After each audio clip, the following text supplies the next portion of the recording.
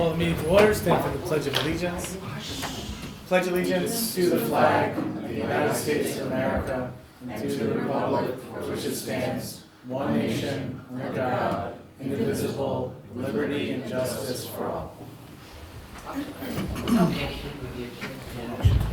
Yes, you're back. Oh, sorry. Yeah, she should be back on Thursday for the budget meeting. Okay. So first up, we have the continuation of the NEMA unsafe building proceeding, fire hydrant proceeding. Jason, do you have anything to report to the board?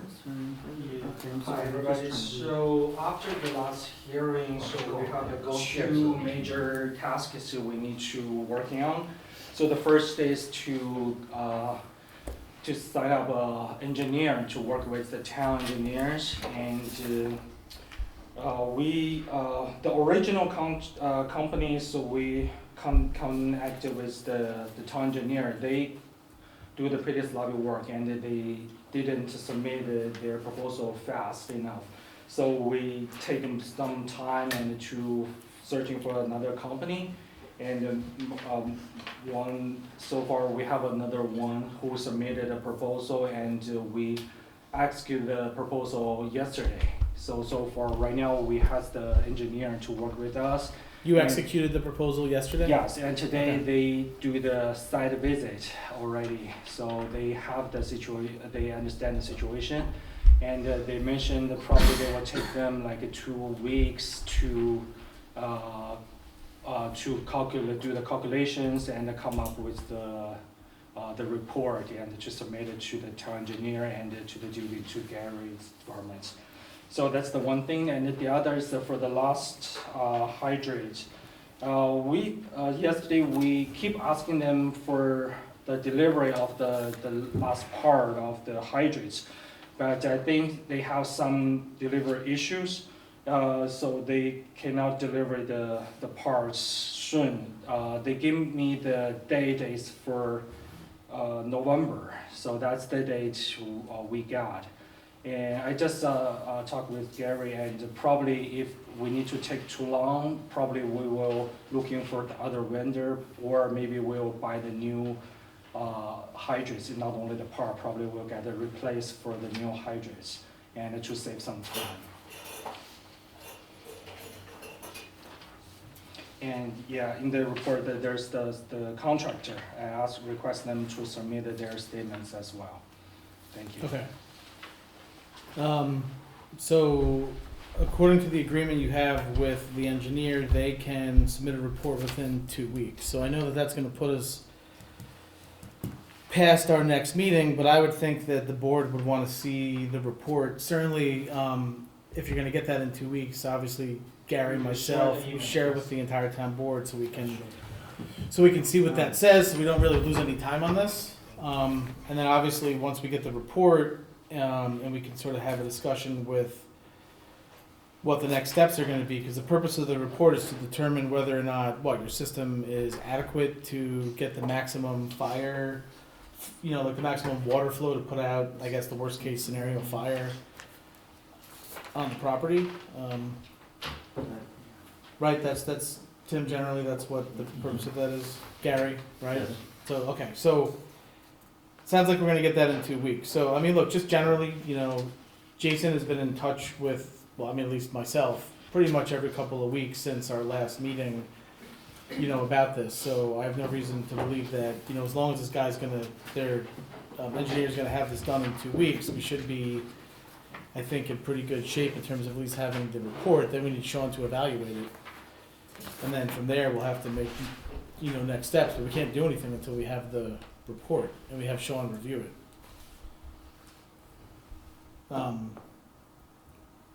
Any feedback, comment? I agree with that, but I mean, is that 80, 90 pounds? Gary, is that 80 or 90 pounds just static steel? I'm just getting this information now. I know Oh, that's okay. hard. I do not, let's go back. Since this whole process started, when Jason comes here is when I can hand it the documents. I don't have sufficient time to review it, and/or ask questions. One of the things I'm seeing in the report is a fire hydrant that they're expecting parts for on November 13th. I'm just getting this now. And my question to Jason is, why don't you just buy a new fire hydrant?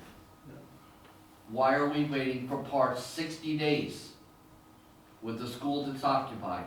Why not just replace the entire fire hydrant and not worry about the parts? Now, maybe there's some reason it can't be done, but it's a hydrant that goes on a pipe. So my recommendation is tell them to replace the hydrant and stop ordering parts.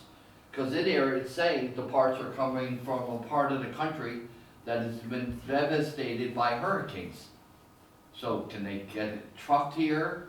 I mean, there's just so many open variables. So I'm just getting it now, and my suggestion is replace the hydrant with a new one.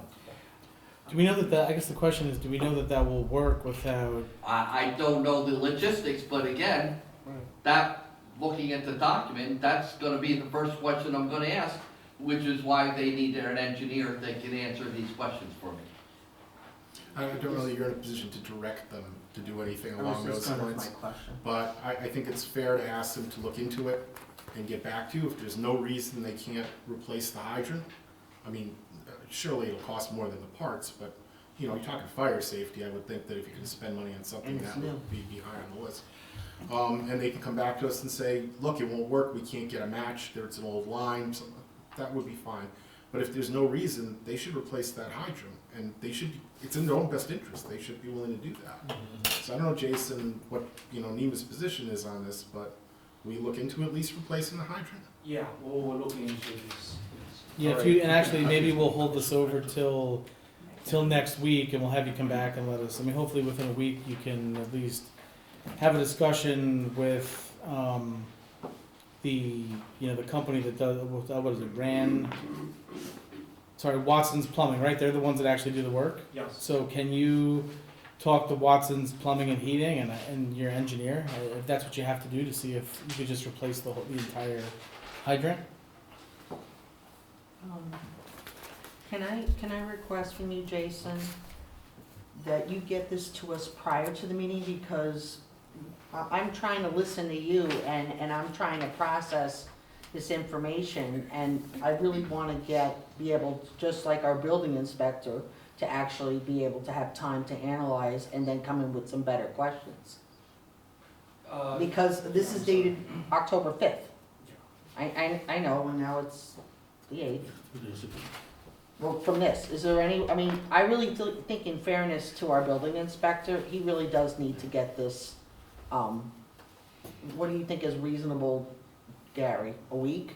2 days? What do you think is? At least 3 days. Yeah, 3 business days? So I can make phone calls and Exactly. have behind the scenes conversation with them Right, about alternatives and options, yeah. and not be just throwing it at him now where he can't even get me a response. Exactly. Jason, do you have his contact information? Which, You just said. yeah, yes. You do? Oh, they're He emails me regularly. Okay. But Yeah, this- I think this could I have I been didn't emailed get to it you. by email, it's just handing it to me now. Right, this could have been emailed to you. Yeah, this one, yeah, I'm pretty apologize because like Okay. those data I put in is really last minute. Because, you know, there's a holidays and I keep pushing them to get me back their schedule and to their date. So this is literally just before the hearing, I got those numbers.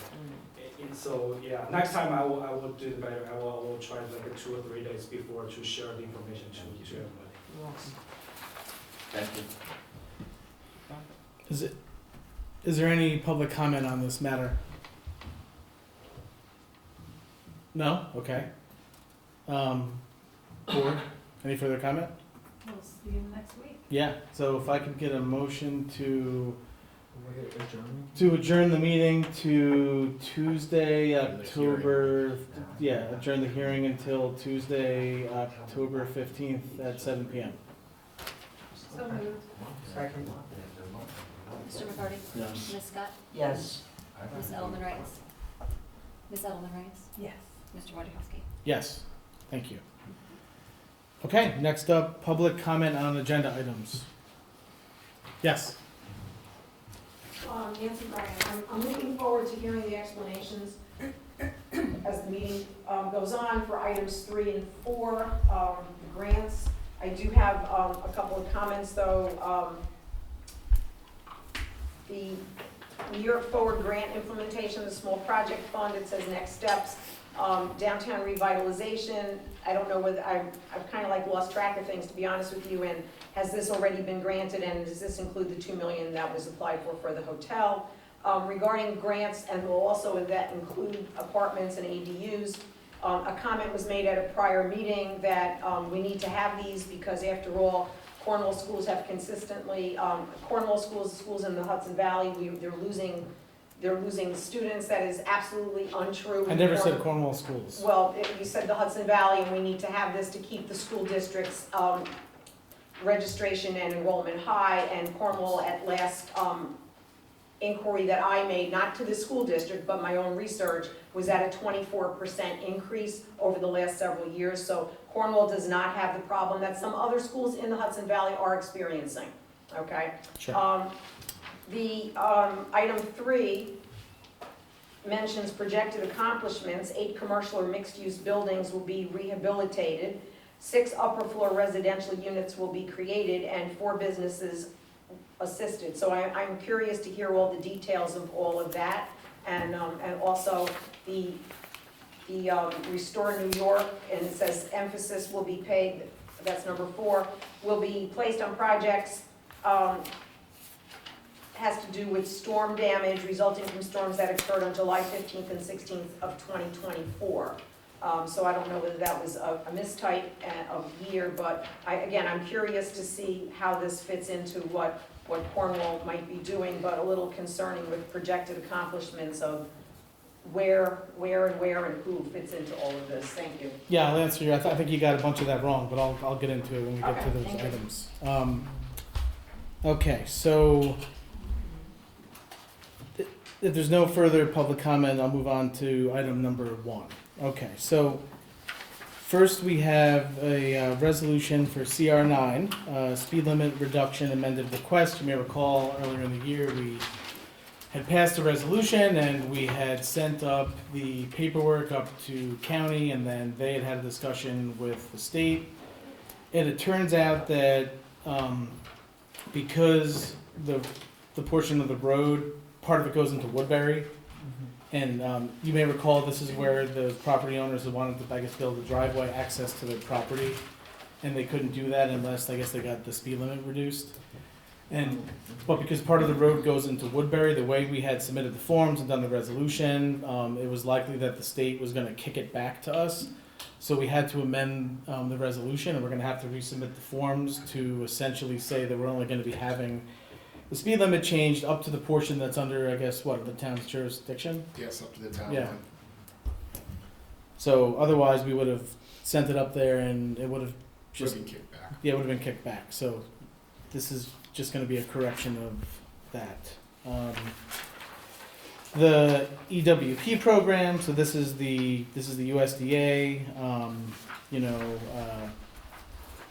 emergency watershed protection program. So basically, you may recall we had the special meeting to essentially accept the funding agreement with the federal government because the federal fiscal year was ending the next day, and if we didn't do it, we could have lost all the money that they had allocated to this, and we would not have been able to continue on with the process, which the next step is we have to go out and get quotes from 3 appraisers, and then we have to, once the town board hires an appraiser, they then have to appraise all 6 properties.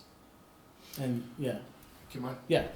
So the next step, as Josh says, is to have appraisals done. In order to have appraisals done, you have to hire appraisers. And in hiring an appraiser, you're going to have to determine the basis on which you want the appraisal done. Now, it so happens that for these EWP appraisals, you have to determine if you want, so I get this right, the value to be the pre-storm event value of the property or the post-repair storm event value of the property. And various reasons, and they're fact specific to the properties you're looking at, why you might want to pick one or another, one of those bases for your appraisal to be done. I've been talking with the ag department, and I'm putting together a memo with their help, which will explain what the bases are and what your choices are. In the meantime, you're gonna wanna think about, asking for appraisers to weigh in on this. If you're gonna put an RFP or if you're gonna reach out on phone calls, it's professional services, so you don't need to do it on a competitive bid basis. So that's the next step, and that's where we are in the process. Yeah, I mean, they told us that we've got to follow the town's procurement process. And so, You ask 3 people. Yeah, You don't so- necessarily have to get 3. we have appraisers that we've used on various things over the years, that we've used for different, so certainly if we go the RFP route, we're probably adding months to this. Whereas at some point we are gonna start hitting up against even though they say that, I think there was like an initial certain amount of days that you have.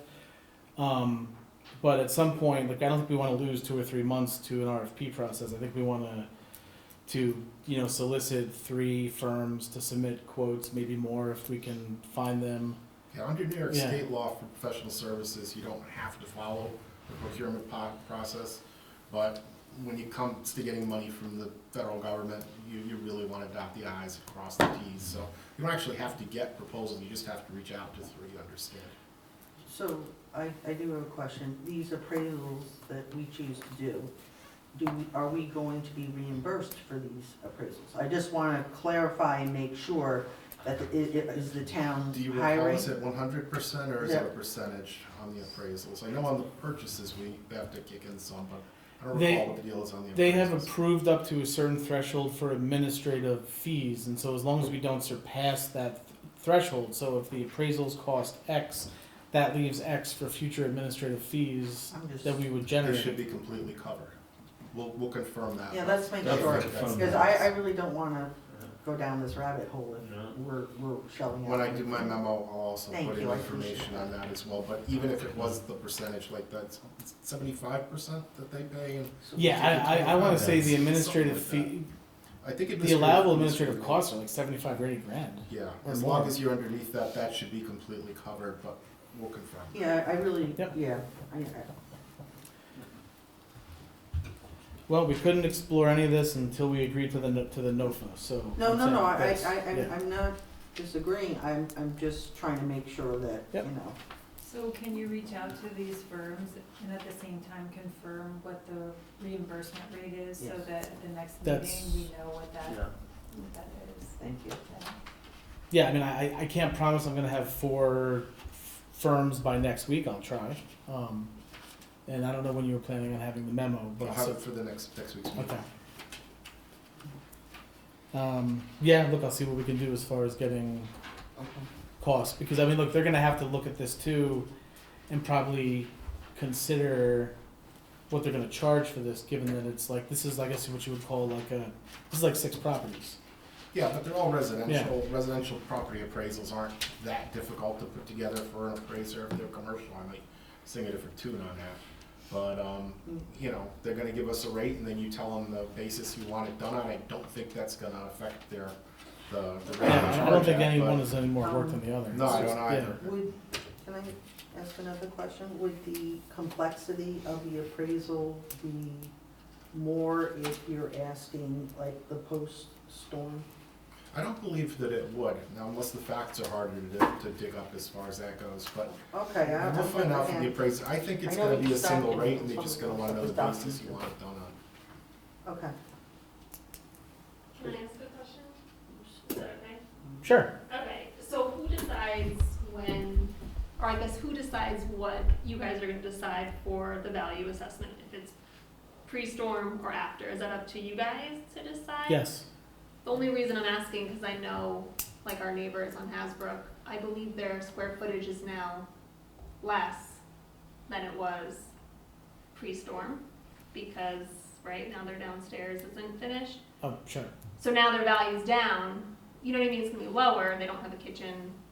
There's certain things that they didn't, so I'm just curious if that's up to you guys to decide what kind of benefits you guys financially, or if it's if we have a say as homeowners, I guess. Well, we're not really benefiting, we're assisting. Not so much benefiting, but if you guys are paying less money or offering less money for their house, is what I'm saying, financially. So Right. Now, that is a benefit in a sense. And I agree with you, but I want the appraisal to be, there's two ways of doing this appraisal. And that's why I was asking about the complexity of Right. pre versus post. And then also, I just don't know how the market has shifted. I have no idea, I'm not an expert on that, but since July of 2023 to now, if the housing market's gone up or if it's gone down. It's gone. I mean, the thing is that we have to be uniform, like we can't choose one neighborhood to be X and one neighborhood to be Y, or these houses to It's be. one methodology. We have to pick one methodology, and I would kind of think that there's probably pros and cons with both of them Right. for both parties, depending on, and we don't know what those Right. variables are gonna be, but certainly, I think, hearing from the residents is probably good to hear on this. Just something I thought of. We're gonna wanna know what the facts are, if We nothing need the else. facts. Yeah. But they don't, per Yeah. se, get a say in the decision. No, they don't. We ultimately decide, but I'm glad I get to. No, I just was curious, because I know when we were looking into this initially, the USDA had said it would be the July 8th, 2023 home value, but now I know that it could be current, so I just Did they was put that curious. in writing? No, they just said it when they came to my house Um, to assess the damage, and now I know, I've heard And you that guys was my say. understanding until the paperwork came out and it was either or. So Yeah. I was surprised to see that and Exactly. And I'm open to that too, I just didn't know what decided that piece, if That's a good that was. question. It's a good question. Thank you for raising it. Yeah, no problem. So the New York Forward grant implementation. So just want to be clear, this only pertains to the small project fund. This is not the other projects which are going to be managed through the Department of State. And so this, So, 3? yeah, so the project fund is managed through Homes and Community Renewal. And the reason why they manage it is because they for a long time have had something called the Main Street Grant Program. And as part of that, they have these small business project funds. And so the state determined that they were the best agency to handle this. And so that's why that's who handles this. And so they were the first to, in any organized way, reach out and have a webinar and provide timelines and have a discussion. I'm still waiting to get scopes and budgets from Department of State on the other projects that they're managing. The latest I heard on those projects is a little after Columbus Day, and prior to that it was Labor Day. So we'll see if they meet that deadline. But as far as this one, we do seem to be somewhat on track. And so just the way this works is we get $300,000, and 300, you said? yeah. Thank you. Yeah, and so what happens is, we have to, we're gonna be getting contracts, I think they said, if you look at the timeline on this, it gives the timeline. So, they have us executing a grant agreement with them by sometime in November, I think that's more likely December. But what happens next is they're gonna send us draft agreements, for the amount. We're gonna have to hire a third-party administrator to administrate the program. They're not gonna let us manage this on our own. That's just how it works. We can take administrative costs out of the funds that they're giving us to pay the third-party administrator. If you look further in here, they give a list of, I guess, approved third-party administrators. I think you probably know one of them, Barton and Legidus is, yep, they're one of them, yep, so we could but we have to put an RFP out, and we're gonna have to, solicit, through an RFP process. So that's gonna be one of the things we have to do, but we can't really do that until we can certainly work on the RFP, but we can't put it out until we sign the contract with the state agency. And so, once we get that contract in place, then we gotta get the RFP out, and then we have to work on a few other things. They're gonna have us, there's gonna be, we have to, I guess, finalize the terms of how we're gonna solicit the different projects from the businesses and property owners. That has to be firmed up, finalized. And then, once that gets firmed up and finalized, then it'll go out and there'll be an application. And the property owners, the business owners, they will apply, submit an application. There will have to be the third-party administrator, and then basically like an evaluation committee will have to review it. And then those that meet the criteria, it then goes up to the state, it goes up to HCR for review.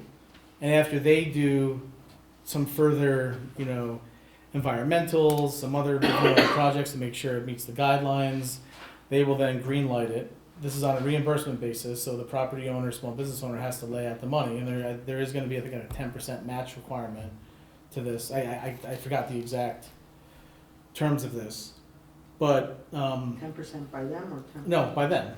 No, they have to have skin in the game. That's how this, Okay, yeah. thanks. And so that's what happens. And then I'm told that the reimbursement to the business owners, property owners, this is actually one of the it doesn't take that long. They said, believe it or not, that moves pretty quickly. I guess I'll believe it when I see it. But they say it moves pretty quickly. They've been doing this now with the DRIs now for what, 10 years, 8 years? They've been doing it with the Main Street grant program for at least a decade, so they do have experience running this, the agency. And in terms of what's eligible, it is, if you look at the DRI New York Forward program activities, it's facade, storefront renovations, signage and awnings, it's interior fit out, HVAC, mechanical, electrical and plumbing, permanent building improvements. It could be business assistance, it could be to purchase commercial machinery and equipment. So think if you're a coffee shop, like a $10,000, espresso machine, like that kind of stuff, or it could be used for public art. And it can be used for soft costs as well. So architectural, design, engineering, environmental testing. So I think at this point, look, that's all I know. And so at this point, we're waiting for a copy of the draft agreement. And, we can certainly start looking into how we're gonna put an RFP out. Steve, maybe it makes sense for us to hop on a call with HCR. Yeah, I don't think the RFP for the administrator is gonna be all that difficult, but there are a lot of moving parts here, as you just went over. And not only getting the agreement in place, but getting the word out as to who can apply for this and why they should apply is, you got some work to do. Right, so if they don't have the money, they're not eligible.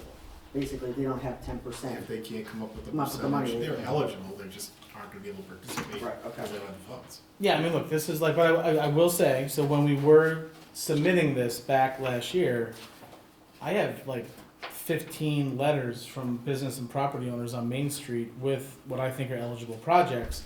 The state made us do it as part of the process, and so they all knew at the time.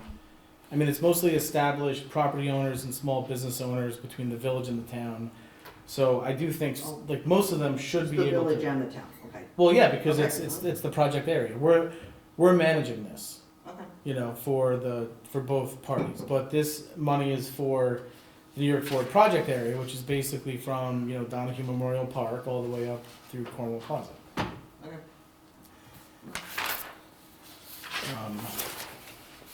Okay, so now for the Restore New York grant program. So this is the next round. The hotel did not get awarded last time. That would have been round 8. They were not awarded. Round 9 just got released on September 23rd, and it is due on Friday, December 20th. And so essentially what would happen with this, I believe they are gonna come to us again and ask the same thing that happened last time, maybe third time's a charm. I think it took them 3 times to get the first capital grant that they got from the state. After 3 tries, they got it. So, often that happens with these state grants. You have to keep going for them until you get them. But basically, I think somebody had mentioned yes, there are going to be some points. So you may recall over the summer, there was that extreme weather upstate New York, right, that caused all that damage. So there are going to be some extra points that are awarded to those areas, but that's only a small portion of the state. And so this is a competition for the entire state. And if you looked at how they awarded the money last time, they do it based on the Regional Economic Development Council So our area last time, I think this was actually announced when I was on vacation on Lake George last time. Our region only got 6 million, but other areas of the state got like 20 million or 15 million. So I would imagine, yes, I think we'll still get, our area of the state will still get a certain amount, but it sounds like, yes, they are gonna be putting, you know, some money up in those areas that got hit by those, you know, severe weather events. So, you know, again, waiting for them. I'm sure that they're gonna, you know, submit something in writing to us. Next step on this is there has to be an intent to apply, non-binding intent to apply that gets submitted, that then basically allows the town to submit on December 20th, whatever that date was. You may recall there's a public hearing you have to have, there's a resolution. You know, typically the way it works is the property owner, they pay all the costs, they pay all the fees, everything happens, and if it gets awarded, basically the town, essentially the money, it's like a pass-through. And like this is how a lot of this economic development money works, and so you basically have a municipality partnering with, you know, whether it's a property owner that has a brownfield or has a, you know, in this case, you know, Restore New York's geared towards formerly blighted or adaptive reuse projects to create jobs or to, you know, create more housing. If it ends up being the hotel, we know what that is. That's to create jobs, and and so that's the Restore New York grant program. The Partners for Climate Action Ecological Restoration Grant. This is something that the CAC and Carla Castillo brought to my attention. I think this is you know what I would call a no-brainer. We can basically apply for up to 50 grand to get money for pollinator gardens, right, and some other. I don't know if you have anything to add to this. I know that the idea is that Carla and the CAC and Paul Sturmer, they would help write the grant. I think we would submit it, and then we would be awarded, and then this would be used for, you know, pollinator gardens, rain gardens, all that kind of stuff, in certain designated areas of the town. So do you have anything to add to that? I have kind of a spiel. if Sure. you'd like. Yeah, let's hear it. Okay, so the grant does not require a match, and local governments are expected to support with site prep and plantings. Okay. We'll be asking for up to $50,000 for scope that includes both tree plantings and pollinator gardens. If selected, funds will be distributed in full to awardees by approximately March 1st, 2025. Oh, great. And then with this grant, we have a year to complete the project, so it will be completed within a year. Okay. We're looking at the Cornwall bedrock map and trying to avoid those places. But for the trees, we're thinking of planting up to 6 American chestnut trees, evenly distributed between the village and the town.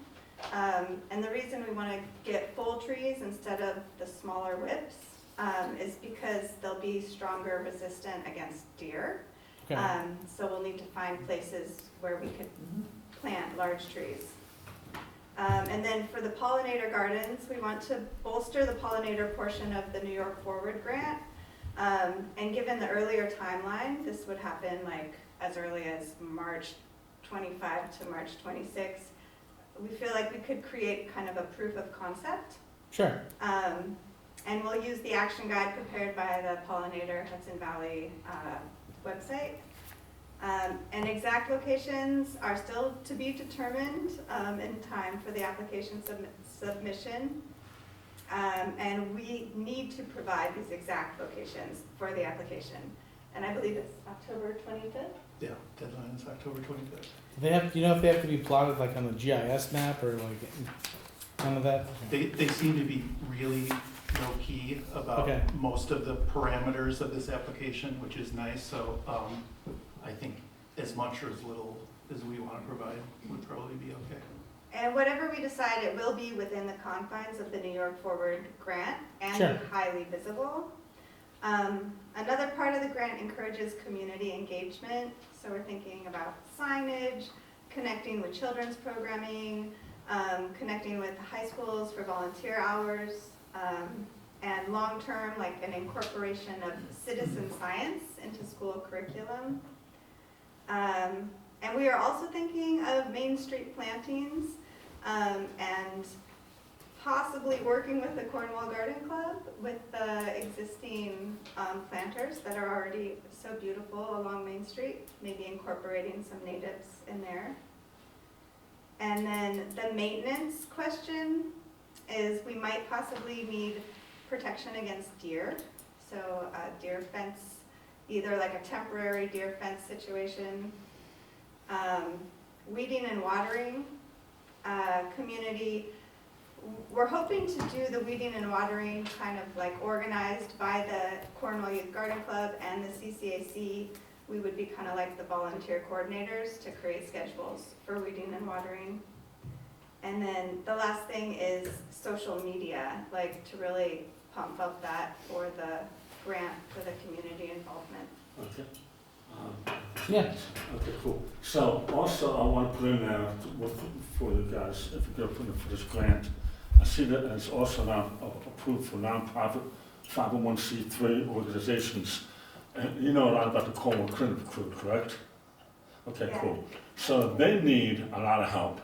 And this would be a good way to help for you guys to potentially put them in that grant, because they need some like a shed, they need some an area for equipment and stuff like that.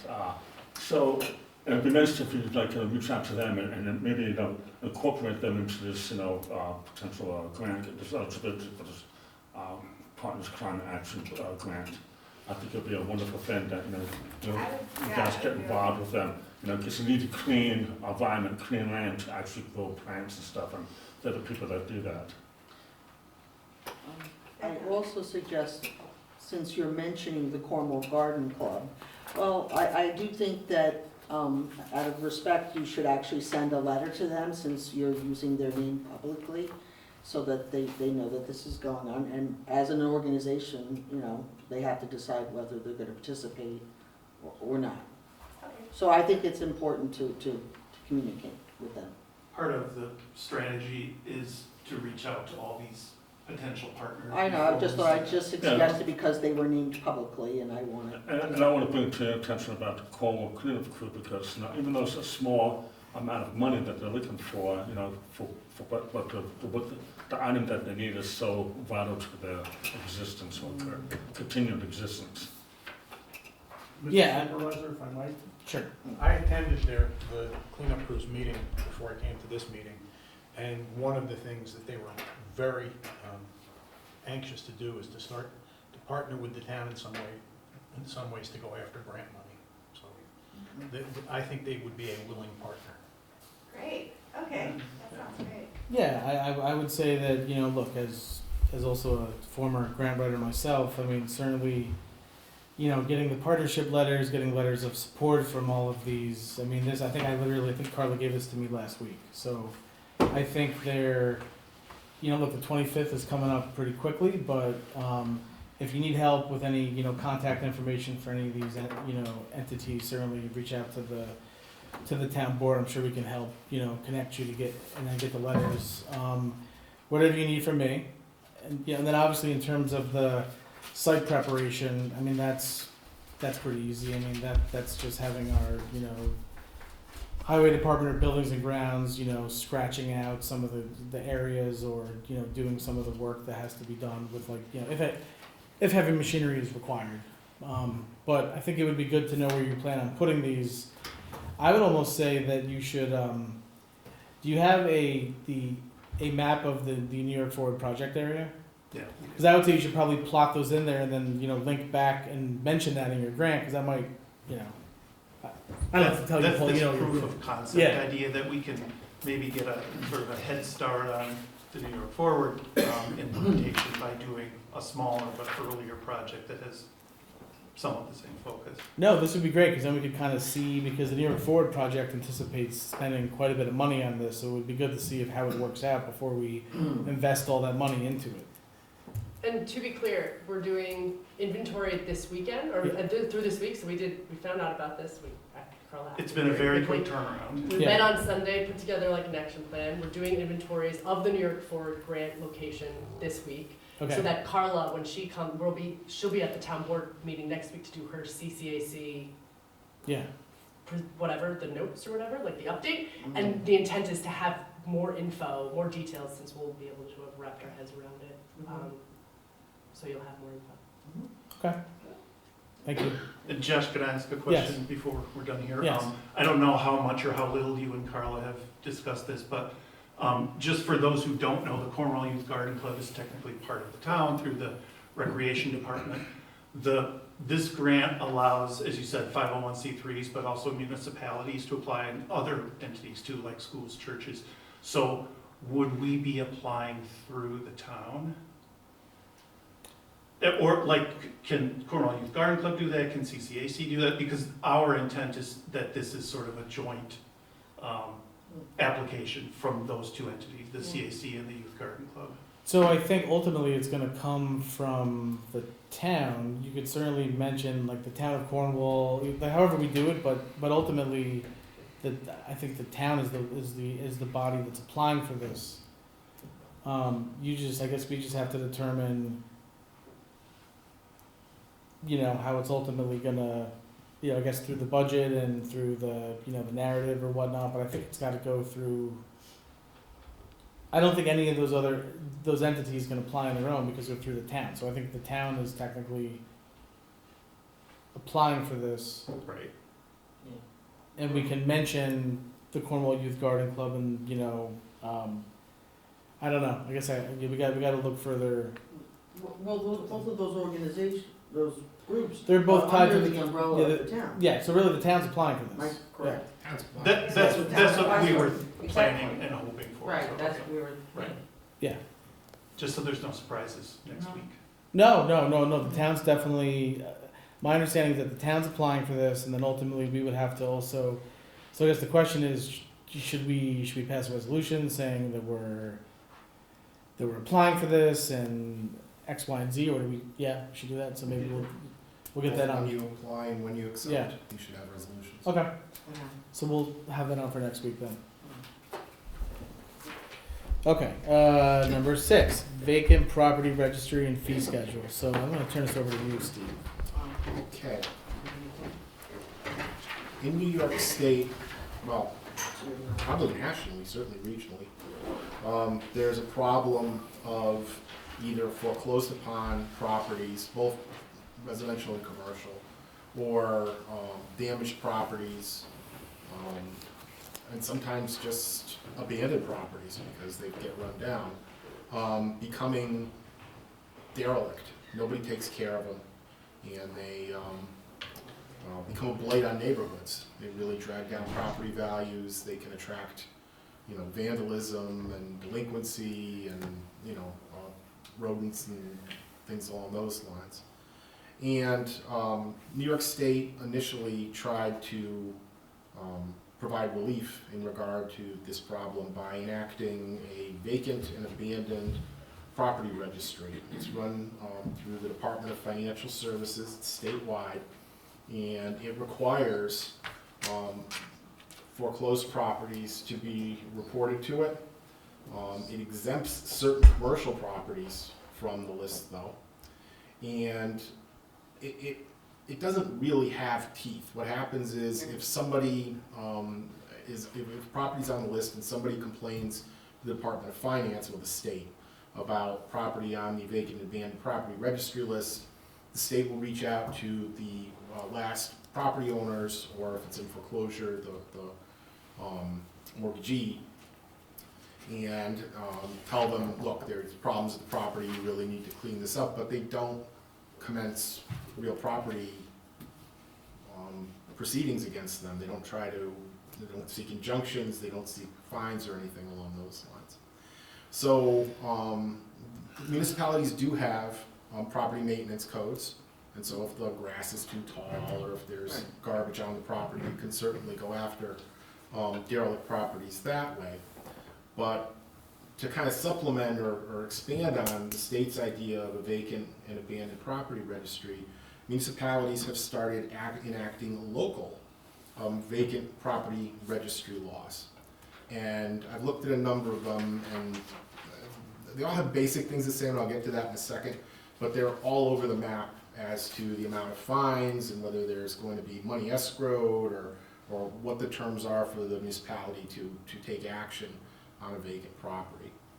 One of the things that they generally have in common is, of course, the registry. And what they say is when property becomes vacant, either the property owners know it and they have to register on their own, or they get notice from the town that, hey, your property's vacant, you have to go onto the registry. They have to submit an application to the municipality describing the premises, giving the names and the addresses and contact information for the owners, whether they're individuals or they're corporate entities. They have to provide information about any lien holders or other interests in the building. And they also, most importantly, have to submit a vacant building plan. And sometimes they call it other things, remediation plan or restoration plan. They make a lot of sense when the property is damaged. When the property is just foreclosed on, it's going to be a very short plan. It's going to be, we're looking to get the property out of court and resell it and get it reused again. But if the property is damaged, whether it's by fire or because it's become dilapidated or whatever, you have to say these are the steps that we've identified that need to be taken in order to restore it. And in some municipalities, they say you must propose to get the work done within 1 year. Almost all municipalities say that you can apply for additional time if there's some reason you can't, you know, major structural damage and you have to do it.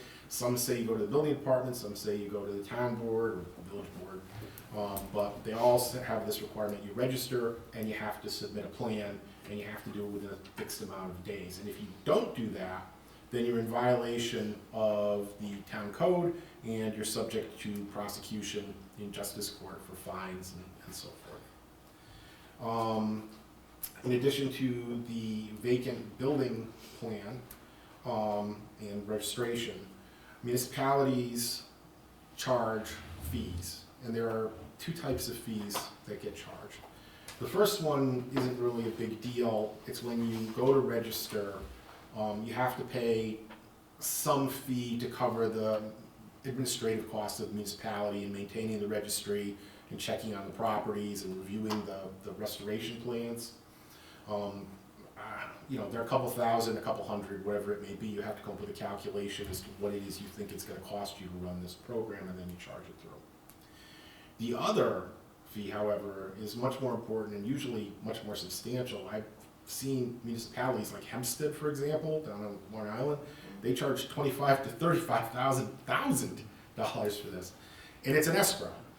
When you have a vacant building and it's possible that the municipality may have to take steps, as they do under the property maintenance code, to go and whether it's mow the lawn or take garbage off, remove vacant, abandoned vehicles, whatever it is, a sum of money is deposited in escrow with the municipality that they can just draw on to do that. Now, there still has to be a finding by the governing board that this work needs to be done. Now, there's some codes that have a provision there saying it can be done on an emergency basis by the building inspector and then ratified by the governing board.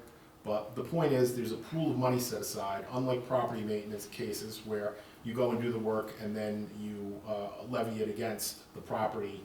Usually you don't get it for like a year, depending on when it is the levy is done, but you get your money back that way. So that's the other provision that they all pretty much have in common. I haven't gone through every one of these laws in the state of New York by any stretch of the imagination, but the ones that I did go through all had exemptions. And the one exemption that seemed pretty much universal was if a building is damaged by fire or flood or snowfall, lightning, something like that, and it can't be inhabited for up to like 60 days because repairs need to be done, it's not considered vacant property. And if the property owner is undertaking to make the building habitable again, your house gets burned and you go to the insurance company, you're living in a hotel or you're living somewhere else, and in the meantime you're trying to get your property back up, you can come to either the building department or the governing board, again, they vary from statute to statute, and ask for additional time. Say, look, I'm proceeding in good faith, this isn't vacant property. Don't make me pay a fee, don't make me escrow money to take care of it. This is getting it done. I mentioned corrective measures already and emergency measures. Penalties for offenses, they all of course have penalties if you don't comply with the registration law. The fines are all over the map. Some of them are quite small, some of them are quite large. Some of them escalate depending on if it's a first violation or a second violation of the code. Some of them carry jail time if you violate it, some of them don't. So, I mean, there's a lot of variables as far as the penalties that you might want to impose for a vacant property registry. So that's the general parameters of the law, and if the board's interested in pursuing this type of thing, I can put together a draft vacant property law. If you give me some, be helpful if you gave me some idea of what you like and what you don't like, but if not, you can wait until you see the draft and we can go over it. And maybe we'll schedule, if you're interested, schedule a workshop and talk through the draft, see if you want to enact this kind of thing. I mean, I know you said 60 days is the time period? That generally is the initial From the time time of period. the incident to like it was a collapse or a flood or a fire? Yeah. From that time, because I mean, most insurance take a lot more than 60 days to do it. And so, I mean, I understand This that isn't come back set to in the stone. town board. Yeah. Oh, no, you can make it whatever you want as far as. Well, no, but, okay, so they're gonna come The back. idea is to us get and- people to come in though, because if the building gets, the idea is to get them to come in. Yeah. If the building gets burned, maybe they're repairing it, maybe they aren't repairing it, but if it's damaged through some natural catastrophe, or, incident, then they're exempt, but only to a certain point. Then they have to come in and say, no, we're repairing it, isn't that the building's burned out and it just sits there for. Yeah, we had Now, maybe you don't like 60 days, maybe you want to do 90, maybe you want to do 120, whatever it Okay. is, but the point is, we're exempting this up to a point, not forever and I ever. understand that. Okay. We've had properties that, just to give an example, that where it took us, I think we know some of them, they've been blighted, disrepair, vacant, abandoned for years. Building inspector, we try, takes 6 months to get into some of these, you have to, and so a substantial amount of time and energy and effort to try to correct some of these properties. And all the time we're expending resources doing this because we're trying, and some of them are on, certain areas of the town. I'm not gonna get into specifics, but to me, this is a way to help deal with certain, these quality of life issues, but also issues that are, some of them are safety issues. Some of them are, you wanna have a productive use of property. You don't wanna have these abandoned properties out there that are, that are, dragging down the assessed value of the real estate in our town. So that's another reason why you want to do this. But, What is the end game though? Yeah. So if let's say you institute this, a law like this with, we hammer out the details, but at the end of the day, what happens if you have a homeowner or property owner that is just completely unresponsive and absent and doesn't do anything that the town has noticed them to do? Eventually, would the town take ownership of it or something else? well, in some cases, just having looked at some of these, there might be the first year, it's like $500, and there's like an escalating fee structure till you get to a point when it becomes cost prohibitive to keep it abandoned or vacant, and the idea is to force people to fix it or sell it. Yeah, And I he's think right that's- about that. I have seen that as well. But before we get there, so the initial idea behind this is basically to make your property maintenance easier. So that if you have a property that's been foreclosed and a bank isn't mowing the lawn and the windows are getting broken and the doors are off the hinges and it's open, shingles are falling off the roof. It empowers the You- municipality And to do it's something easier than about it. proceeding under your property maintenance law. Okay. There's no law against having vacant property. If you have vacant property, you do, and sometimes there are reasons for that. Either it's tied up in an estate or whatever it may be, litigation of one kind or another. But the first and foremost point of this is so that you don't have that haunted house down the street from your house. Now, as Josh points out, there are some municipalities who go a step further, and let's see, I think Hempstead. And you want these Yeah, in I'm gonna your, tell you that. but this is like in your commercial district where, I'm just saying, there's certain areas of, Well, let's go commercial and residential. You Yeah. can limit it to commercial if you want to. Here it is. For the first year, the fee, this is Hempstead Line, and Long Island and Cornwall are two very No, of different course, areas. I of course. understand that, but just by way of an example, to kind of passively coerce people into getting the properties, reused, people occupied again. The first year, the fee to remain on the registry is $500. The second year, if it's on the registry, it's $1,000. The third year, it's $1,500. The fourth year, it's $2,000. The fifth year, and each successive year, it's $3,000 to remain on the registry list. Now, I don't want to get too far into this, but the fee is supposed to recompense you for your administrative fees. I don't know that these fees are recompensing you for your administrative costs in maintaining the registry. As Josh says, they're quietly strong-arming people to get their property off the list by having it used again. I'm also concerned about targeting people's properties.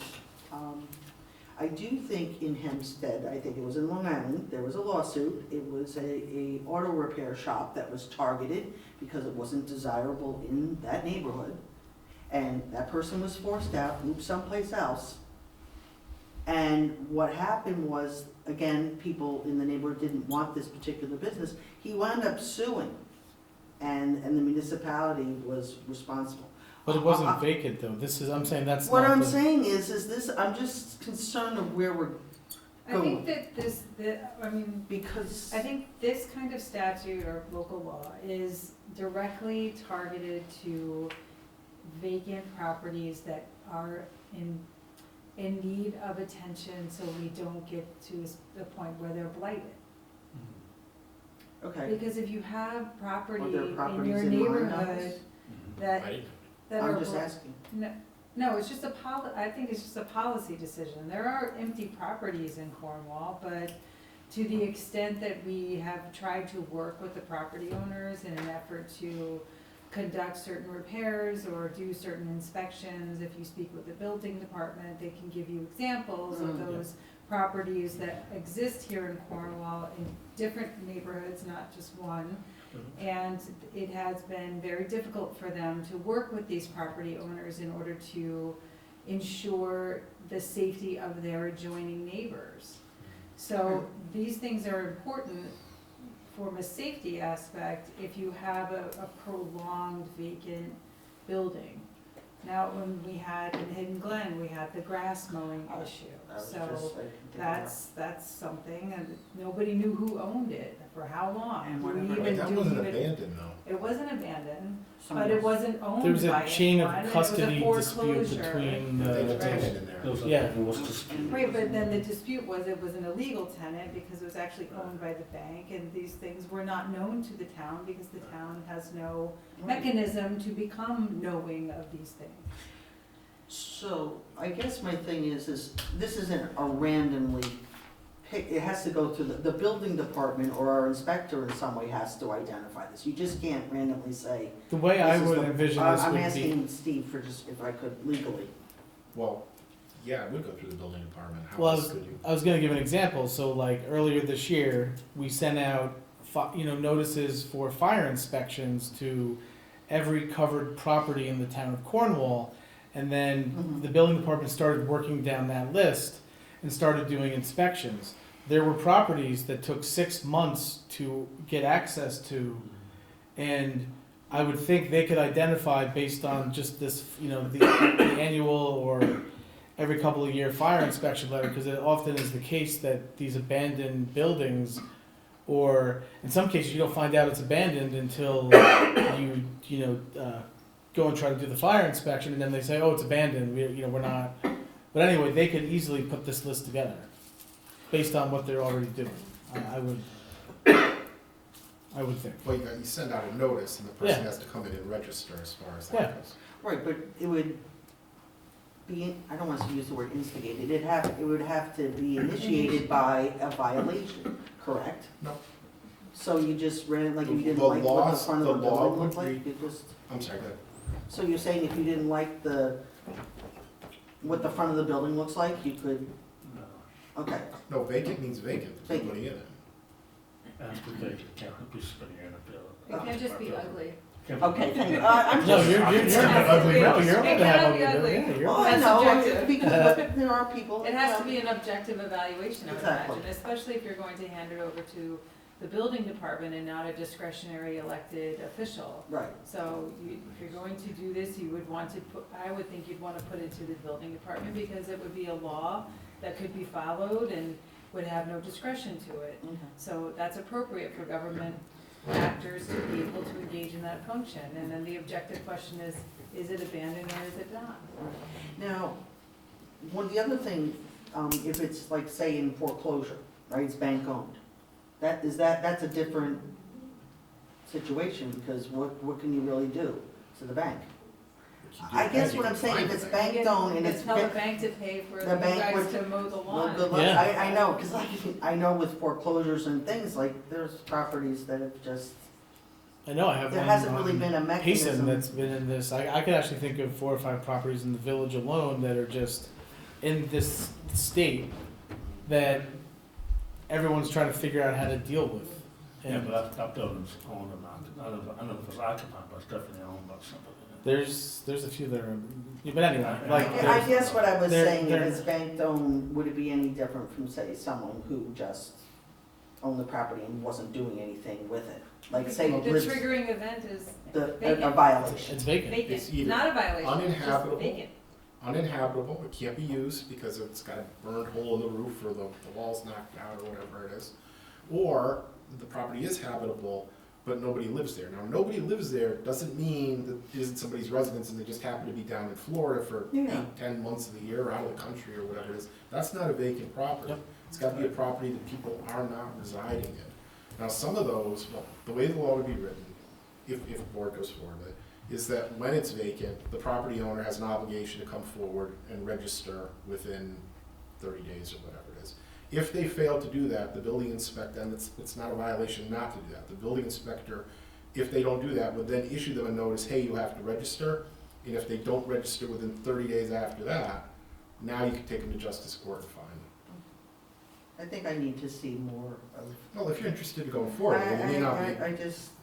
I think I'm not I in think it's favor. also helpful from a police department enforcement standpoint to have a list of properties to know, you know, when the lights are on or the lights are off, or to drive by the properties, to have an understanding of the people that live there or don't live there at certain periods of time. So say you wanted to be on this registry because you are in Florida, you know, 8 months out of the year, you tell the police department you are in Florida 8 months out of the year, That's a maybe from this different, registry. you can do that if you want, it's just different Yeah, from but this. Well, I know that some would be a police, you do community house check, they do house checks, They right? do, but But, then they would have I- a broader list. I would also think this would help too with vacant, I'm just saying, I don't know if this is applied to like vacant storefronts and larger, so again, providing an inventory of what is currently abandoned, vacant, etc.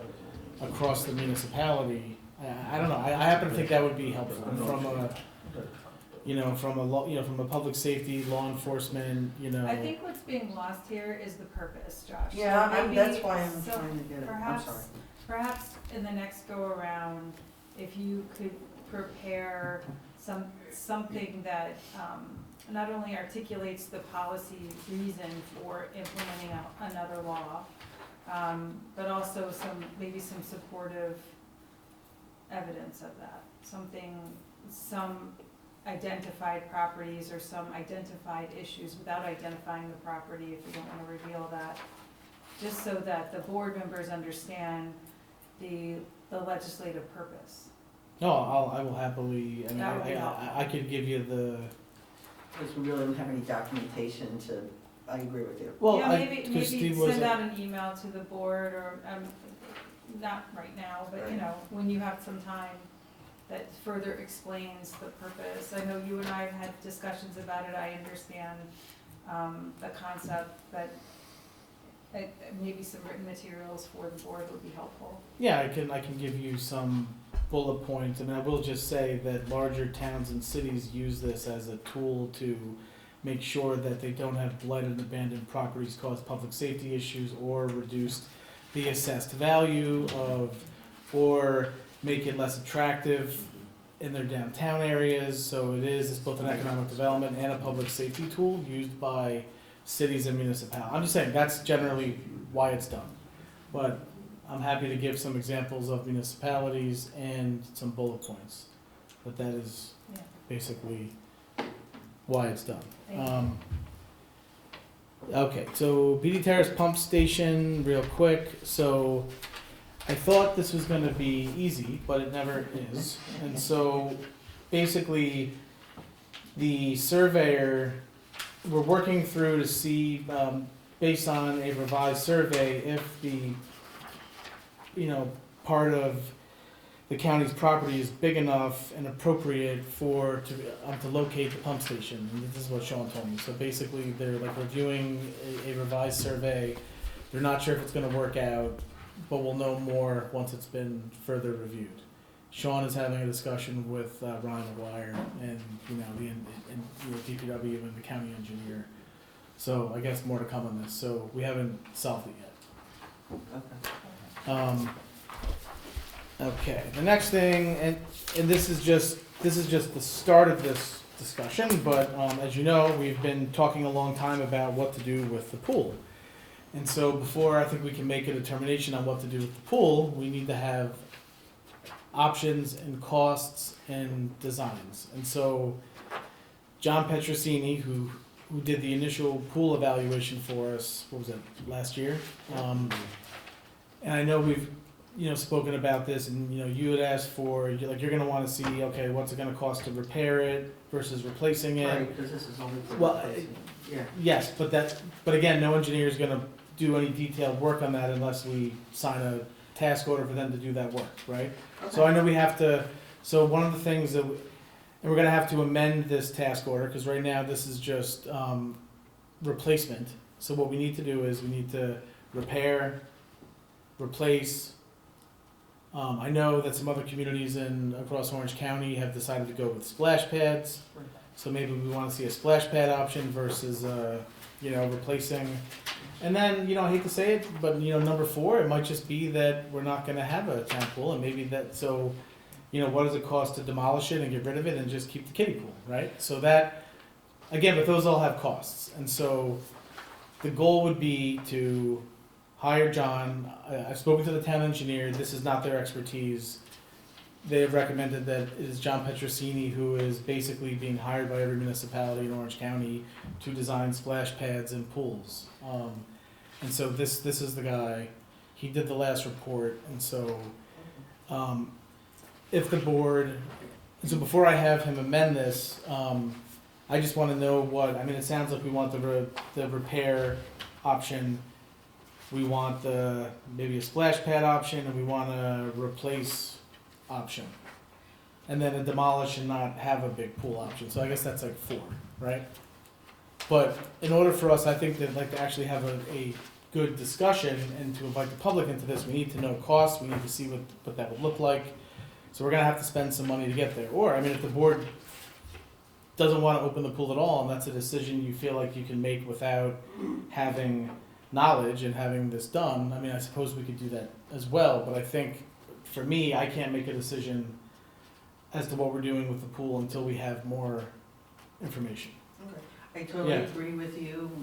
We had a discussion about this, because on May of 2023, this was something I brought up when he presented, and when I saw this, I do want to see this amended, because the options that I was suggesting, they aren't here. Right. The other thing that I brought up, and I believe it was in 2021, 2022, is I go back to the playground, and I'm sorry I'm gonna go off tangent here, but once again, I keep saying, where's a full plan of this property? We have seniors who are telling me Munger Cottage, it's falling apart. There's the The floors are all crumbled in certain corners, the floors are uncomfortable to be in, the rafters, exercise, The things like footings that. are shooting through the building, yeah, It's an It's issue. not, it's not But, good. but That's the way before we we're can make a No, I determination understand about that, Munger but this is a Cottage, big picture I of what, and I've been saying this, like, if we're gonna do something, I wanna do it, like, I wanna do it right. and we do have when we were going over the pickleball approvals, we did have what I would consider almost a nearly done master plan that showed where the pickleball facilities were going to be. That was also included as part of so the only thing missing on there is really, the only stuff that we had not decided at that time was what to do about Munger Cottage. So, but certainly I don't think we can decide whether we're building a new community center until, like, it's almost like it's gotta all happen at the same time, so if we're gonna decide between the pool, but the pool is confronting us as in, we need to know what to do with the pool next year, because we're really starting to get to the point where I don't know if the county, if we're gonna be able to have it permitted to open next year based on some, at some point, it may not be able to be insured anymore. So the pool is kind of confronting us like this year, like we gotta make decisions. Right. And so, but I hear you on Munger Cottage, because I agree And- that we gotta make decisions on that as well, and we can't do both at the same time. And I do think, even for Councilwoman Edelman Riz, I'd like to see this this master plan. Where is this master plan? So that we as a board, now we're a full board, we should be able to discuss this. Because, again, I think we're a little bit prohibitive from a master plan because we well, seem it's to been be- mentioned, that's why I'm saying I would like to see. We have what I would call a Okay. master site plan. Sorry, I wasn't here Yeah. when That's why that- I'm giving you Thank you. that information. I just think that a little bit of what drives how we go forward with these particular projects is the grant availability. And so we got some grant funding for the playground, so I think that's why I've been hearing things piecemeal, at least that's how I've made sense of all of it to myself. And I understand that we don't qualify for the swim grant, and we're Not round one, we're yeah. probably not gonna see state money for the purpose of a pool. And so I don't know if we're gonna get a master plan unless we pay for a master plan. The one caveat that I did learn is the community development block grants, doing work and renovating Munger Cottage could be one of those projects that can fall under it. Meaning the county ones? Yes. Okay. Yes. So that's why But I'm that's bringing this up, $175,000. because, but again, it's a process, and this is money that we should be, instead of waiting for a sidewalk or a handicap ramp, this is something we could be making some meaningful investments and renovations. But I'm I do believe that the decisions that have been made thus far with respect to sidewalks and accessibility have been, especially the focus in and around the hospital and things like that, I think it's been a very appropriate use of funds. Oh, If we're going to start shifting gears now to the town's property and the rec center and things like that, we probably need to think about spending some money on some sort of plan that can give us some phases or ideas of All in how we agreement. can do all of this over a protracted period of time. Because it's going to be an enormous investment. Exactly, I agree with you. And I think this is why I have it for the pool, because that's one, and we can't make a decision on the pool unless we have what I think is plans and concepts. I've been here for a long time, not as and long then- as other yeah. people, but I really feel like the pool has always been an albatross. I know, Always been albatross. I Right. and as far as Munger Cottage, I agree. So if and again, maybe maybe the town engineer has the ability to design and phase out a community center. I know I've had people that have said to me, we'd much rather have a community center I than think more people, then a more pool. citizens of And the they So- can town use use it year it. round, they can use it year round But I- instead of 2 months out of the But I year. don't know how though the question is, do we spend the money on 2 studies? Do we have like a special meeting in Munger Cottage and ask people to come and we put like town pool or this and like I feel like we gotta have a little bit more before we go to the public and say, what do you want, I right? think we can start discussing the pool and its immediate future in the budget workshop the day after tomorrow. That is actually on the agenda for that very discussion, is on the agenda. Okay. So we can certainly, So we can do that. We can start one thing at a time, one albatross at a time. Pull first. But again, I mean, I think it's gonna be major investment, and I just think that a plan would be, Yeah. because then you have vision, right? And you have direction. I think it would be nice too, because then you would have this sort of phase, you could do the phase Right. process, and I guess as we go along, we could apply for grants as they become available, but I think we're getting to the point now where we're realizing what we can and cannot access, and the rest of it is on us.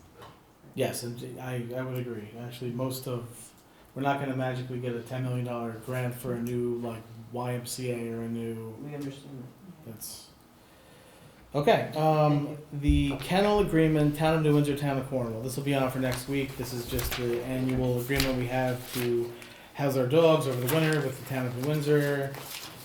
Central Hudson agreement, for seasonal lighting, so this is a license agreement that they've sent back to us to allow us to have those 17 snowflakes on the poles. You may have, I believe last Friday they finished energizing the last of the poles, and we received the snowflakes. I think it was last week. So that's going to be on us to get the snowflakes up on the poles. But we have to.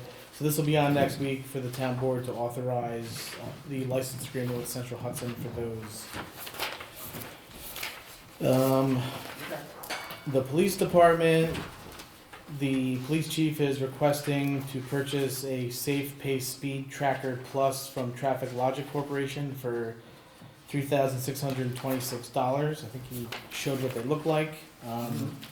This is a way for us to stick these in different areas and get data that we need to be able to do our job better. And I guess, anything you want to add on that? It's basically like the speed signs you see, where it shows your speed without the screen. So it's covert, meaning you get the actual speed. So you don't see people decelerating and. Right, they don't know what it is, they don't Yeah. know that it's there. Understand. And it's bi-directional, gets both directions. It uses a cloud, we can get the data remotely. So it's like a way to do a speed study anywhere you want, on your own. Right, it would just be data collection. Just data. Service, no, you can't, yeah, okay. Where's the money come from that grant? The technology. Technology, right? Next, we have police department No Shave November. They do this every year. We know what that is. Storm King Art Center, special event liquor license extension. So I think you're all aware that nonprofits and property owners can typically get up to 4 special event alcohol special event beer and wine licenses a year. They can request more, but they have to go and ask the municipality for an additional round of special event permits. So Storm King Art Center, they had reached out to me on Monday and they gave me these 2 dates. One is happening on Thursday, October 10th. I will say they only found out about this on yesterday. You may have heard what it's going to be. Someone's coming to do an album release on site on Thursday, and talking to the police chief, because we spoke about this, I asked him if he had any issues with this. We never have issues with Storm King Yeah, I Arts. checked back to 2015, we've never had an alcohol-related issue there. And they have events, they have weddings, they have large gatherings, they have food trucks, they have all kinds of things. So I think it doesn't sound like there's a public safety perspective, it's more that they came to us with this short notice. Normally we would like more notice, but I don't particularly have an issue with granting them, and we have to do it tonight because this thing is on the 10th. The New York State DEC agreement, this is the Moon to Creek Angler Access. In order for us to do this, we would need to, there's a sample agreement that you have in here that would go, that basically, I would have to, if the board approves this would go on town letterhead, it would go back to the DEC, and they would post the property on this map and allow angler access. I don't particularly have any issues with doing this. I mean, people are already fishing there as it is. I don't know, Tim, Virginia, Karen, do you have any issues with posting and allowing people to fish on our municipal property on the They're Moving already Tree? there. Yeah. Is this the one, is there an, is there a grade, like, I'm trying to remember, wasn't that what we brought up last time? About the grade of the slope going down, might it be dangerous? Was that? You're talking about the spot on the turn? Yeah, was That's that, not our property. okay, that's, No, it's the fire department's property. It doesn't belong to the town. okay, so then, all right, well, then you cleared that up. Thank you. Good ask the question. Thanks, Tom. The American Legion Building Air Environmental Consulting proposal, so this is needed in order to, we need to get this in place in order to supervise the work to the American Legion Building. Sean got this to me on, after the last meeting, but before this meeting, obviously we were really hoping to try to expedite and get this done in time for Veterans Day, but it just didn't happen. I mean, so we're just trying to move forward as best we can with this, and but this is needed in order to supervise the asbestos removal in the building. So I would like to put this on for tonight so we can get that going. It's $9,000. Yeah, yep, it's $9,000. But it's gonna come out of the grant funds, Out of the obviously. grant, Yep. correct. Yep, the 2 grants that we have towards that project. The Highway and Sanitation Department, Tom didn't have a memo for us this week, but you can expect there's gonna be some moving around, some hiring of different people. I don't know, Tom, do you wanna just, All three departments do. There's opening in highway, there's an opening in buildings and Yep. grounds, and there's gonna be an opening in sanitation. so we have some personnel moves next week. That we do. Lions Club Reef and Roping Sale, this is they've been doing this for decades, so this will be on for next week. T-Mobile modifications to the cell tower, would that be you? Yep. You wanna just, Sure, absolutely. My name is David Kenny, I'm attorney with Snyder & Snyder. T-Mobile, as you know, they have their equipment on the cell tower that's on Town Hall right here. They're the third set of commercial antennas, so they're the middle of the tower.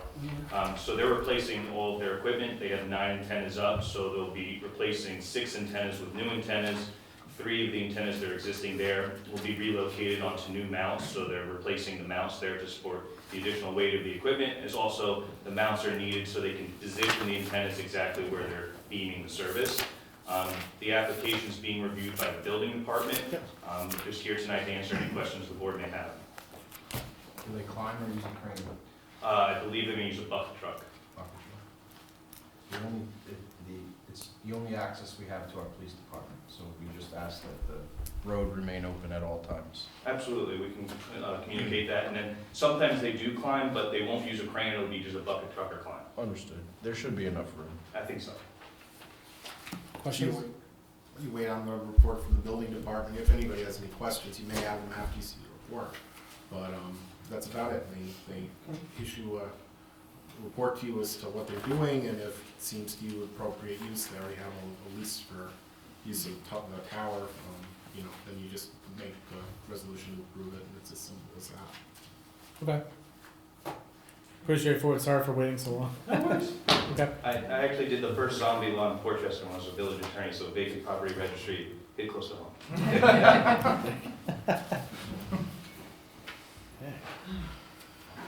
I saw you nodding back there when we were talking about.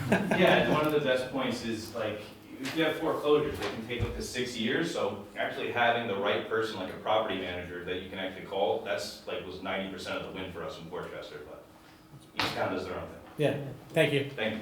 Thank you. Cornwall cleanup crew equipment shed request. So, look, they've come to us. They are now a 501c3. They're looking for a shipping container or some type of appropriate sized vessel to hold their materials, also their equipment, also I guess like a place where they can gather before they go out and pick on the days that they're going to be picking. They've asked us if we could find some location on town property for that.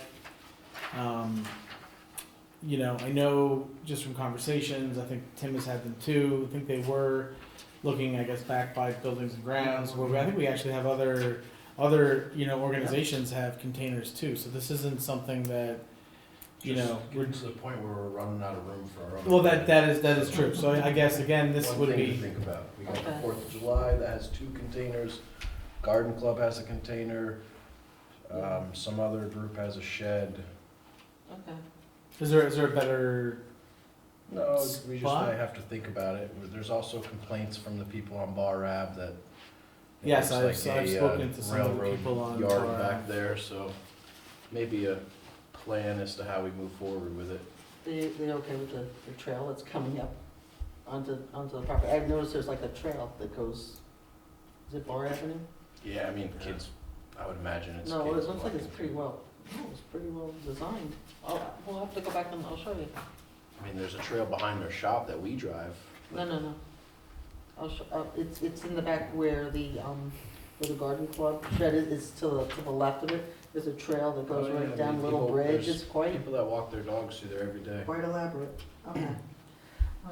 Yeah, there was a spot I thought to the, I think it was like to the left, but you're saying that there's just complaints about the aesthetics of. Yeah, The property. we maybe need to get a group meeting with everyone that has a container and maybe like Come up with something. move them or, you know, Okay. because they're, one's here and then one's here. Maybe there's and some like awkward space in some between. screening we could put up Yeah. behind them so that maybe they see a Yeah. like, I Some don't sort know, of some- plan. Yeah, in all honesty, I don't know how long the garden, that thing's been, before I was even a member, so it's a Same long here. time. Most of it's Most of us, yeah. prior me too, so. Okay. All right, so it sounds like we gotta have a discussion about that, and also, I mean, certainly insurance. I think they have to provide insurance, like we've asked others who have put stuff on town property. Well, there should technically be a license agreement. Sure, yep, license There agreement. should be a hold harmless, there should be insurance. Thank you, Steve. I think having a spot next to like a dumpster would be a good idea for them too, you know? Yeah, it also protects them if something does get vandalized or stolen, they're protect, you know, they have their own insurance. Okay. Next we have the Cornwall Fire Department softball cup. We do have to approve this tonight, because I think this is happening this weekend? Saturday. Yep, Cornwall Fire Department, they wanna have this at Laurel Crest. Number of participants, 50.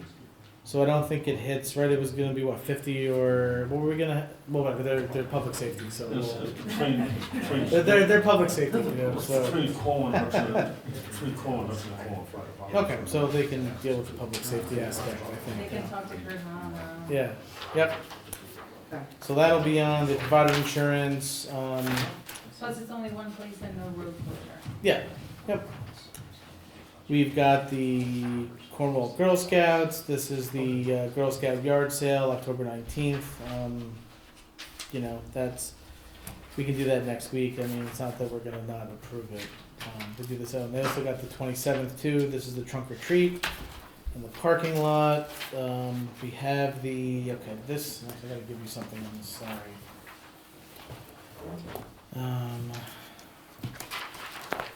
This 22. Yeah, this is 20, yeah, this is 22. So, I think Public Safety Committee met.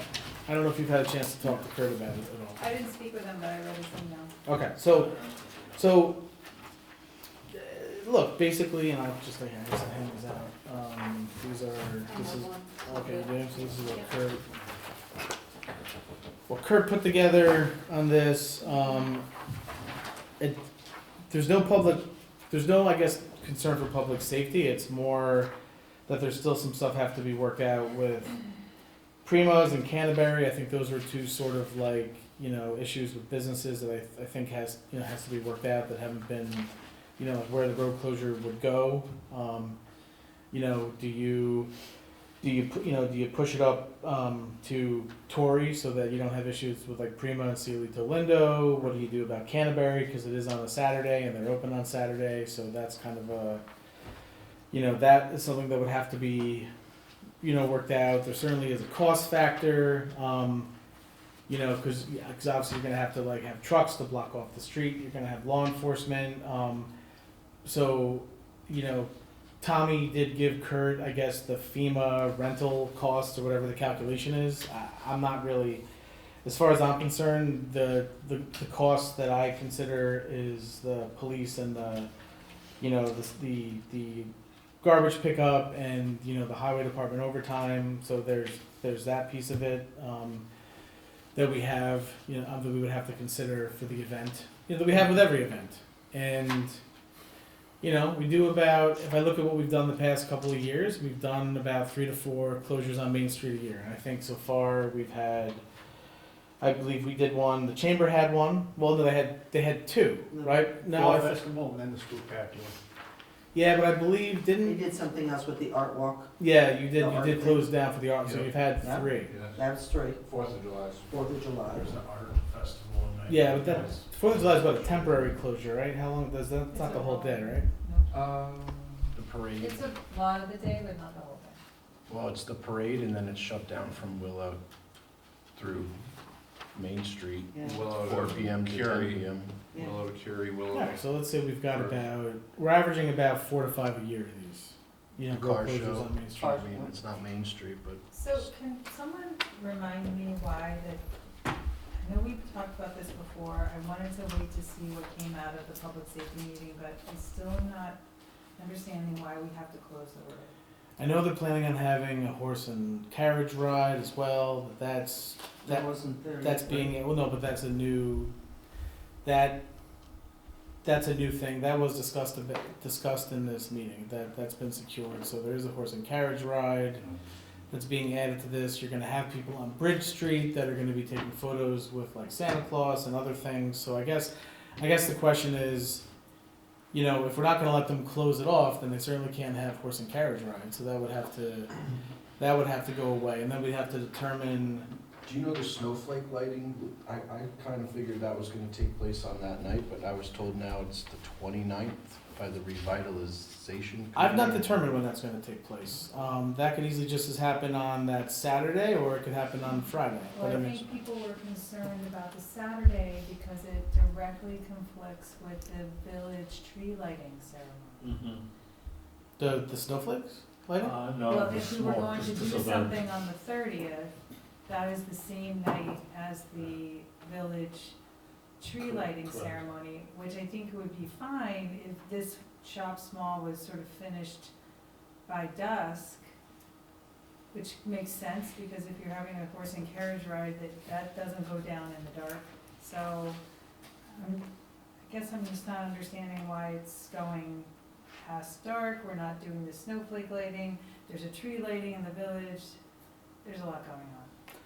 Yeah, I mean, look, so I think that you can make a case for having the snowflake lighting on the 30th just as the same as you could on that Friday before. I mean, really, it's a matter of when I tell them to turn the snowflakes on, to be honest. That's, so, I don't think that's been decided yet, the snowflake lighting, so that's gotta be decided, and that just might be a, you know, when the supervisor decides that we're gonna turn the snowflakes on. I mean, that's just may how that goes. So, but I'm gonna talk to the Cornwall Revitalization Committee. I'm gonna talk to the Cornwall Events Committee, kind of see what can work out as to when we're gonna turn the snowflakes on. Yeah, because we're back If they're here on gonna- the 12th, we could continue to discuss. Yeah, I wasn't. Yeah, I don't think we have to application on approve the this. 12th I of don't think we have November. to.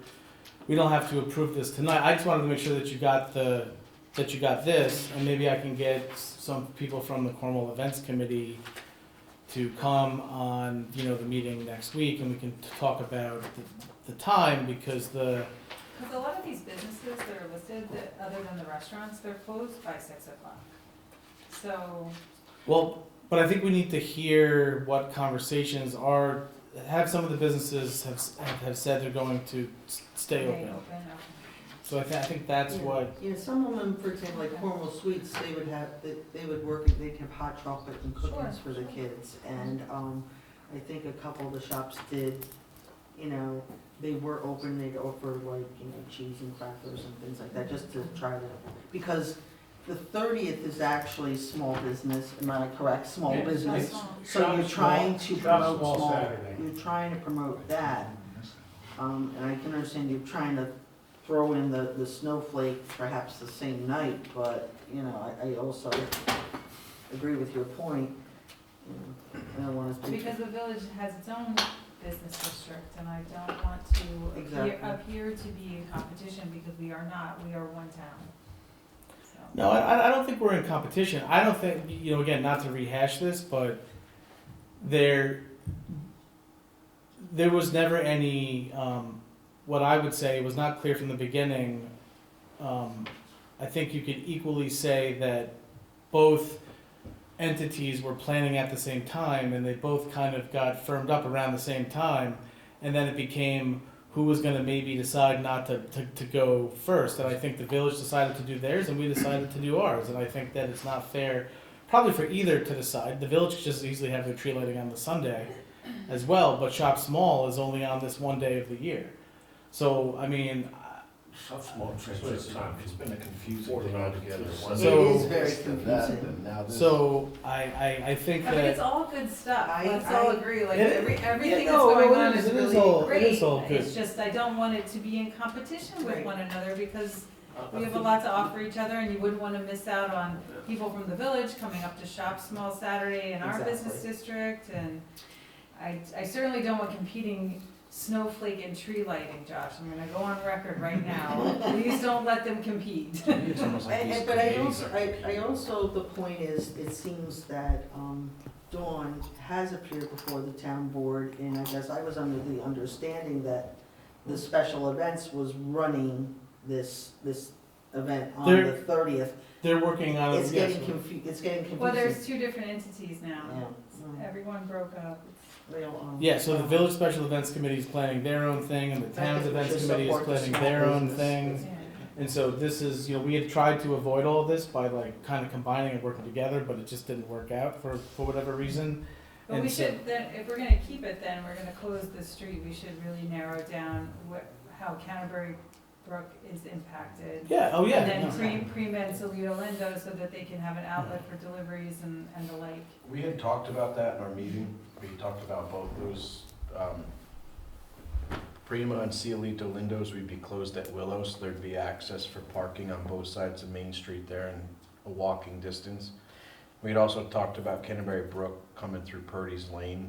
There's a driveway there to the old Brimsky house or whatever that is. Yeah. And I think that driveway actually goes down on the other side into the parking lot of, So there are ways around it. can't you go up a little bit further and maybe have some, I don't know, like maybe have, it doesn't have to be a highway truck, doesn't it have like, we have like a barricade like close to, You mean at the bridge? yeah. The only problem with that is if cars do turn in, now you have Yeah. traffic trying to back into the traffic circle blindly and it could create. All right, yeah, I'm just trying to think of a way that you don't have to close that whole thing, you just We talked take a about every segment of it scenario, and just, really. yeah, I'm sure you Yeah, did. that's why we have that committee. Yeah, no, I think we'll. Well, the So really, smaller it sounds like the segments, Union time. and Tory. Yeah, You're closing Like we the did for Tory? the art walk, that was Tory the art and walk. Union is your small closure. Sounds like we got to figure out I the just. timing of the don't event. Close the whole street, I just don't agree with closing the whole street. Well, I mean, look, we'll bring them back Okay. on Tuesday. It sounds like we That got to works. figure out what are the limits of the closure and what is the timing of the event. And it sounds like that is Tom, what. did we we're just talking say about- it was Tory to Union? We just So said it's that. shorter? The art, when they did the art thing back in the early summer, late spring, we shut it down from Torrey to Union. And So the then event that mostly on Bridge releases Street. the access points to the restaurants in question, so that's good. And it allows for some traffic flow and parking on Main Street itself. But then we need the big trucks, 'cause- I and mean, Orange it's one of Cone those won't things do that it. like, once you do it for one event, how do you not I do it? understand. How do you just say, trying to say. I don't know, it's probably overkill, but I don't know. People might be upset about not having overtime either, but it's like, that's the things that They As love long as the they don't light the overtime. snowflakes and the tree on the same day. So it's, I believe We'll get that. there, we'll get there. Yeah, I mean, look, there was some talk about lighting all the snowflakes in the town and the village. If the village, I don't know if they're going to get theirs in time. They might.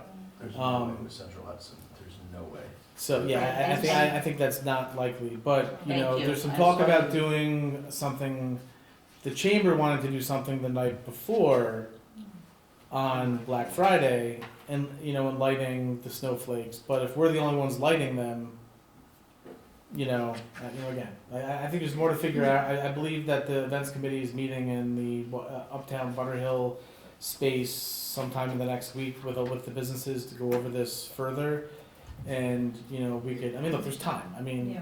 like we have, thankfully, this is next week. Okay. So we can, you know, work this out. Okay. Thank you for the update. Thank you. This is my favorite thing, let me tell you.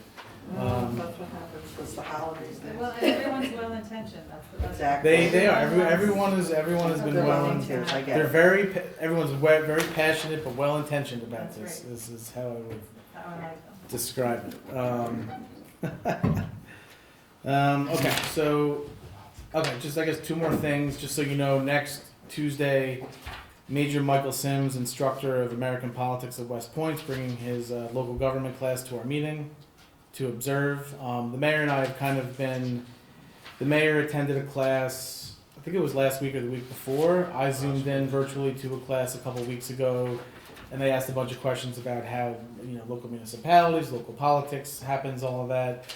Part of the part of the curriculum is to bring the students to a town board meeting, so he is going to be bringing his students next to witness, so let's all, you know, be good. No.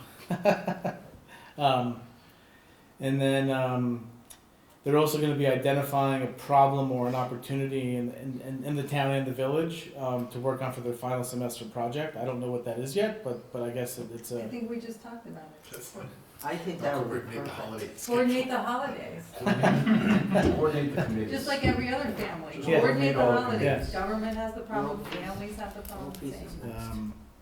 And then the EV charging station. So just real quick, and I guess this is for the public too. So we found out last Friday that NLX, who we bought the EV charging stations from, they're discontinuing their, I guess, service and operations and support in Canada and in America.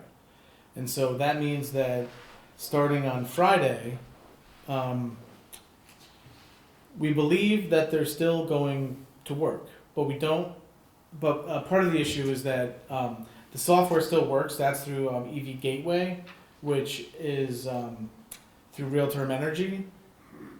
So we don't have a software problem, but we're not sure if the SIM card is still going to work after the 11th. So in talking to Real-Term Energy today, they had told me that we may have to switch out the SIM cards, but the software will still work. But we're not going to know really until Friday. And because everyone found out about this, because NLX decided to basically tell the markets last Friday, everyone is scrambling to try to figure out what, so this is almost like a Y2K. So I mean, a little bit of like a, you know, not funny, but funny. So I think on Friday we're all kind of waiting to see, will you be able to get a charge from the station on Friday? Do we have to switch out the SIM cards or do we not?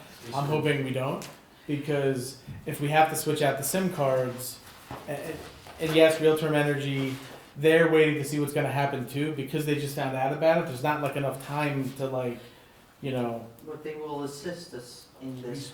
Yes, they will assist us in reinstalling and providing technical Okay. We support. spent hours in on doing NLX trying to get those things to Yeah. even work. Right. But that was just, yeah. So we, worst case scenario, we have to switch out the SIM cards. But I will say this is generating revenue. I mean, we are bringing in about $1,200 to $1,500 a month. Costing us about $200 to $250 in power a month, so we're getting a solid $1,000 a month in, you know, revenue from this, and that's after all the expenses. So it's been, you know, a positive. And it's a low rate.